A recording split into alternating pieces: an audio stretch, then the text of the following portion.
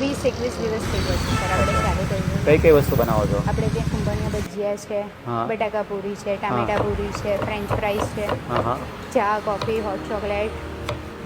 એક number test છે. હા હા આ એરિયામાં કશે કુંભળિયા ભજીયા નથી. અમે બીજી જગ્યાએ ખાધેલા છે કુંભળિયા ભજીયા. હા ડિટ્ટો જે કાઠિયાવાડી કુંભળિયા ભજીયા હોય છે સેમ એના જેવો ટેસ્ટ છે. અચ્છા, અને એટલે- સ્વાદમાં પણ એક નંબર છે. જહાંગીરપુરામાં ભજીયા ખાવાનું થઈ ગયું એમ ને હવે? થઈ ગયું. હા.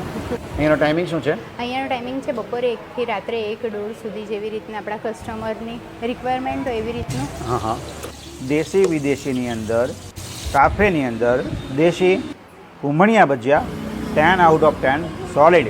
સાઈઝ નાની, ક્વોલિટી અને ટેસ્ટ સુપર. બટેકા પૂરી મને ગમી, ટમેટા પૂરી મેં ખાધી.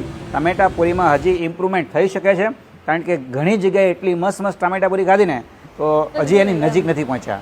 મહેનત કરશે તો પહોંચી જશે. કરું